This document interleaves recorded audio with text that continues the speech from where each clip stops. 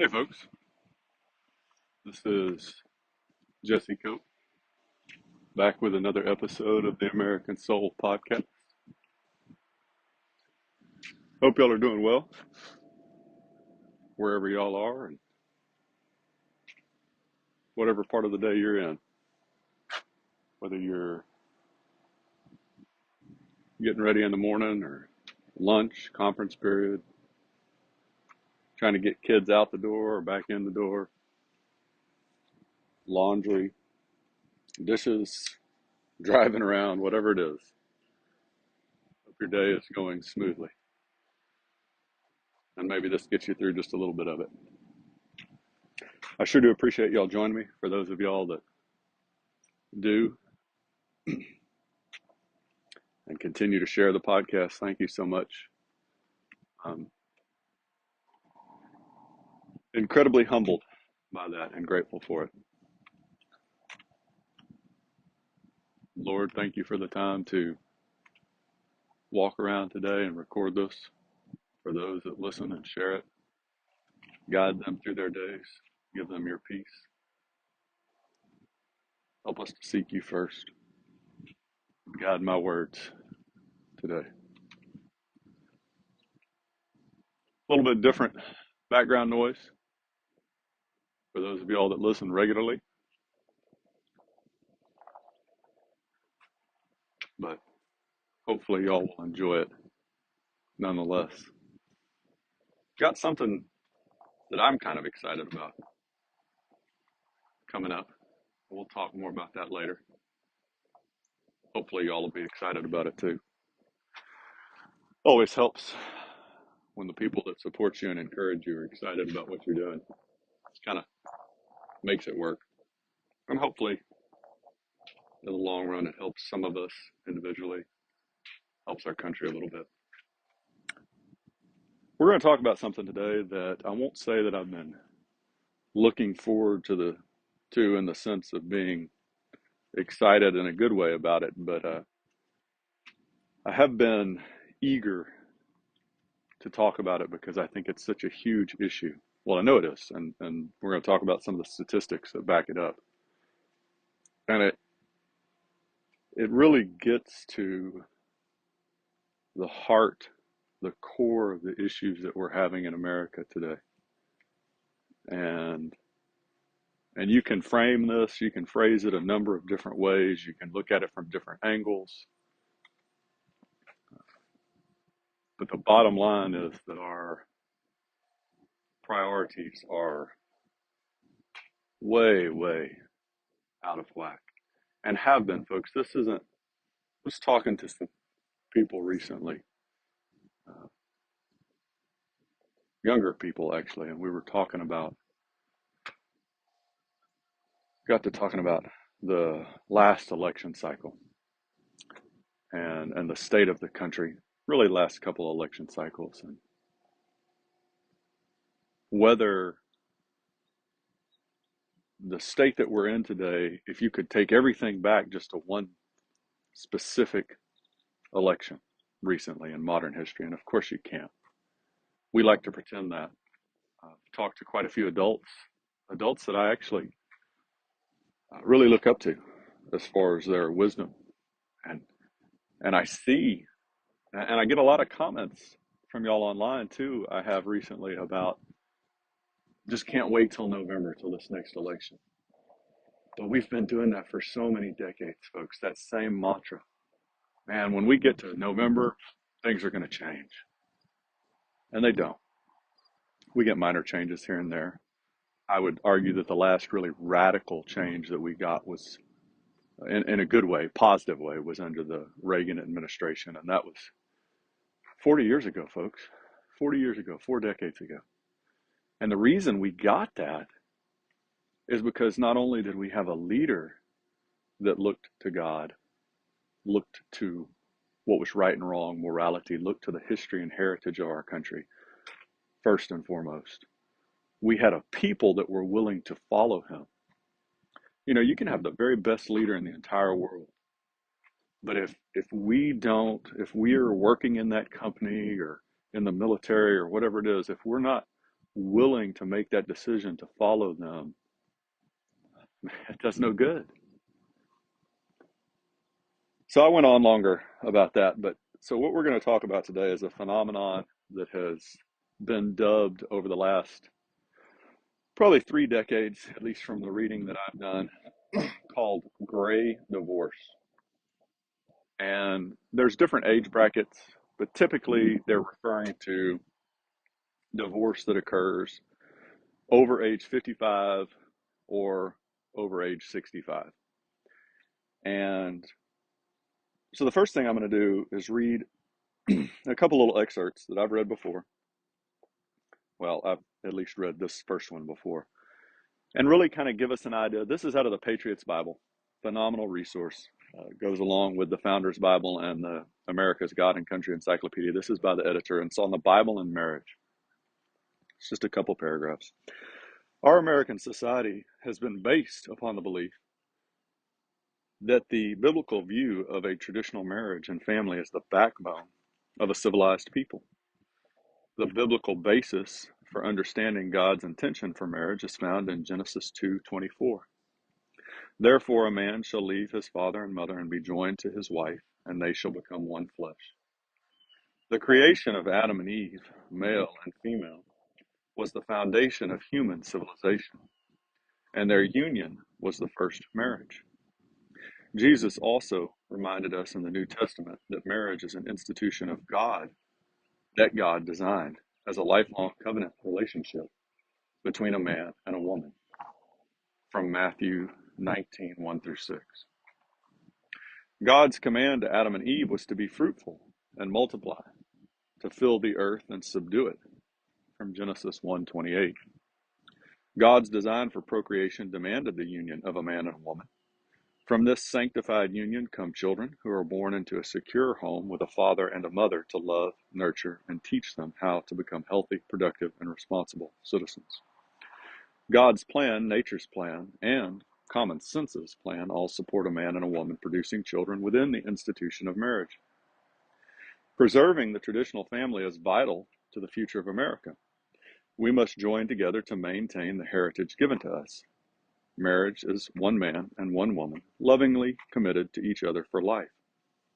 The family is a sacred institution. It is the basic unit of our society and essential to the well-being of the greater community. If you've listened to this podcast for any length of time, you know I've talked about Reagan's quote often, which says the strength of our nation is based upon the strength of our family, and I add in that the strength of our families are based upon the strength of our marriages. And you can't have a strong marriage without the principles of Jesus Christ. Now, because I know that some people out there are going to say this in their heads or send me some comment, again, I'm not saying that that means that the only strong marriages out there have been marriages between Christians. And certainly there have been many, many, many cases where marriages between Christians were weak and dysfunctional. But in both cases where you have a strong marriage where the husband and wife aren't Christian, or at least one of them, or where you have a weak marriage where the husband and wife are Christian, at least one of them, in both cases, the problem comes from not following the principles of Christ. So you don't want to accept Jesus Christ as your Lord and Savior. I can't disagree with that decision and try and encourage you to rethink that more, because eternity, right? We're here for what, 70, 80 years? Some of us a little more, a little less. And then we're going to spend the rest of eternity based upon our relationship with Jesus Christ. So um, I say this, I've said this multiple times. I claim Jesus Christ as my Lord and Savior. I believe that He died on the third day for my sins, paid the price for my sins, rose from the grave, defeated death, and now sits at the right hand of God the Father. All of my hope, every single scrap of it, is wrapped up in Jesus Christ. If He can't pay the price, then I have no hope. And so I encourage you to really think about that, because if I'm wrong, folks, this is a great argument. I wish I had the guy's name right now. This is back from the 1800s. If I'm wrong, and some of y'all that don't believe in Jesus Christ as the Son of God and have Him as your Lord and Savior, and you're right, then it's no great loss. I tried to live my life a little better, tried to follow the principles laid out in the Bible and take care of the poor, needy, the widow, and the orphan. Imperfectly, yes, but attempted to make the world a little bit better, and that's fine. And then I move on. But if I'm right and you're wrong, then the price is going to be unimaginable for you. So what about this gray divorce, right? So marriage, obviously, we've just going through that. That little excerpt from Patriots Bible is great. Why why do we keep seeing this divorce rate? And so I pulled a couple stats from Psychology Today, which is a journal. Some of y'all that are in the medical community may be familiar with it. Since the 1990s, the divorce rate among people over 50 has doubled. And they're predicting that by the 2030s, so just in the next decade, that number is going to triple.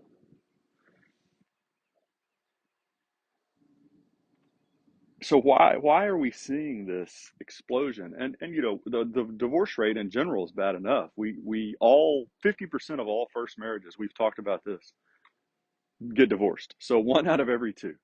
Those are atrocious statistics for the husband and wife, first off, for the kids after that, if there are kids produced. But so why do we keep seeing this? There's some This same article lays out some possibilities. Uh, Life expectancies increase, so we're living longer. So I guess the argument there is that gives us more time to get irritated with our spouse. Attitudes about marriage as a lifelong institution have shifted. That's and we're going to come back to that. And divorce became more socially acceptable, and women joined the workforce and became more financially independent. And and there's some other issues uh, talking about this whole self-care movement. I need to focus on me. I need me time, which is there's no polite way for me to say this, folks. It's just it's an absolute load of nonsense. And if you look at Jesus Christ, yeah, he did go away to pray sometimes, folks. He did. And if that's what we're talking about, if you need time with God, you need time, but that's not what we say. And if we're honest, for those of y'all listening, which wherever you are across the country, a couple overseas, more than a couple that's growing too, we have this idea. Well, I'm going to go spend some time alone. Well, we're not going to spend time with God, though. We're going to work out, or we're going to listen to our podcast, or just veg out for a while, or watch a movie, or watch some Netflix, or whatever it is that we're doing. We're not doing that to grow closer. Every time Jesus went away by himself, he went away by himself from a human point of view to draw closer to God. So if that's your me time, great. I'm not talking to you right now. But if you're one of those, which I'm guilty of myself, where we look at me time as I'm going to go, you know what, I'm going to go hunt for a while. I just need to go sit in this stand. Not talking about God. If you go hunting and you sit in that stand and your primary goal is to spend time with God, that's one thing. Again, I'm not talking to you. But if you're sitting out there to get away from your spouse, your wife typically, but wives sometimes to get away from husbands, and your kids, right? Or the wife, you're going shopping or going to hang out with the girls or whatever it is that we're doing to get away by ourselves, we're not drawing closer to God. So this whole industry of self-care that's sprung up, yeah, that's a huge part of it. It's selfishness, right? And the priorities, it goes back to the priorities again and again, folks. If we say that we have God as our number one priority, do we act like that? Do we put him as our number one priority? Is he where we spend most of, or at least a good chunk of, our free time? And the answer to that tells you whether God's really your first priority or not, or mine. If our marriage is really our second priority after God, do we spend time accordingly? Or do we use excuses like chasing kids up and down the road? Well, I just can't, I'm so tired. Well, then maybe you don't need to have your kid involved in football and cross country and fall baseball and FFA and 4-H and fall tennis and everything else and band and whatever else is going on, add to that list, and art club and extra Spanish lessons and private tennis or golf lessons and et cetera, et cetera, et cetera.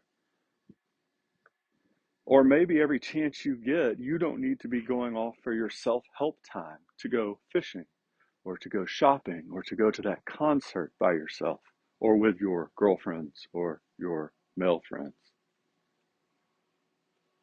The point is, we make up all these excuses. We claim that our spouse is so important to us, and yet we don't put any real time and action into learning about them. What are their needs, their desires, their wants? Are we spending time, whatever it is? Are we going for walks? Are we holding hands? Are we sitting there actually talking to one another, emotionally connecting? Are we physically connecting, right?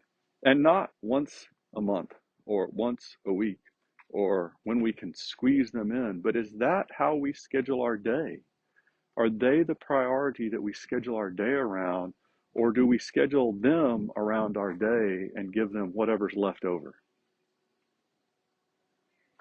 And so part of this, absolutely, and this is really going to step on some toes, folks. This from the psychology today, the women joining the workforce, right?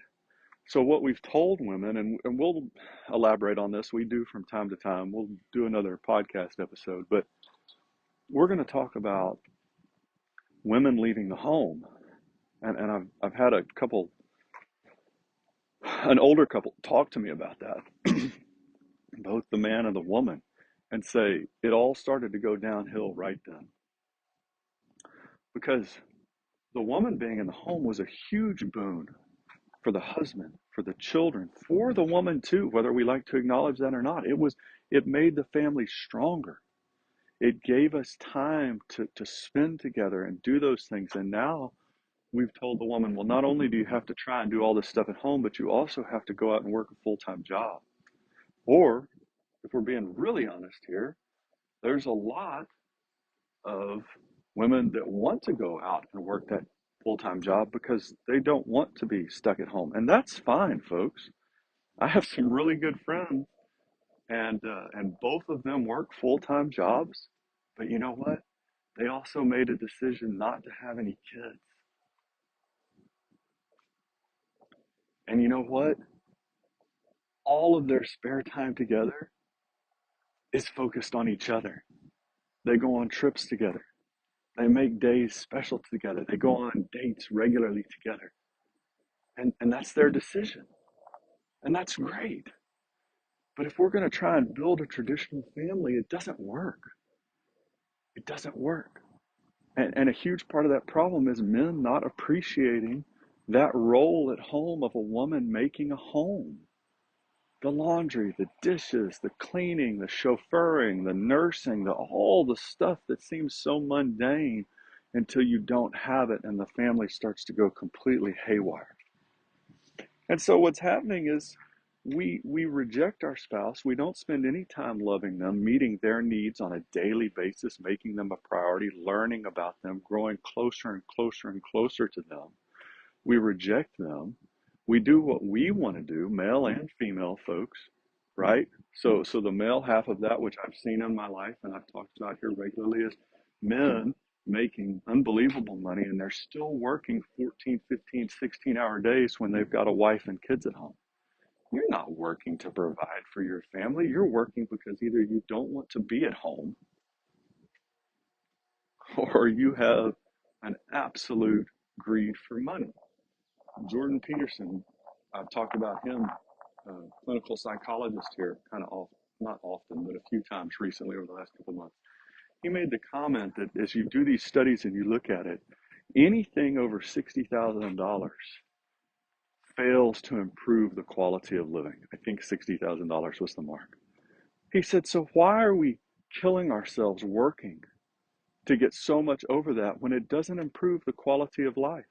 He said they're very minimal. It's almost, it's not even worth talking about. It's so minimal, any improvement. So the men, if we're going to go out and work these horrific hours, we're to blame just like the women that run off and work outside the home. And so and then we focus on the kids. We chase them up and down the hall. Guess what, folks? Chase them up and down the hall. Chase them up and down the road. The kids are going to be gone someday. And that's when this is happening. That's what this article is talking about. The kids are gone. And then all of a sudden the spouses realize we don't know each other anymore. Don't really have any interests that we share. Don't really want to spend any time around us. We both have enough money. We both have our own friends. We have our own circles to run in. Let's just go ahead and get divorced. And that has catastrophic consequences, folks.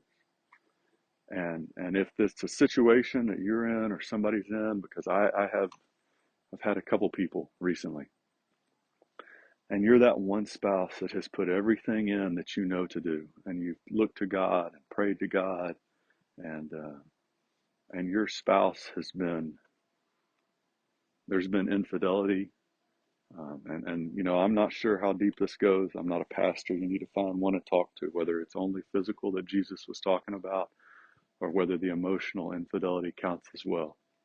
You know, the pulling back and shutting ourselves off so that there's no intimacy there at all each day.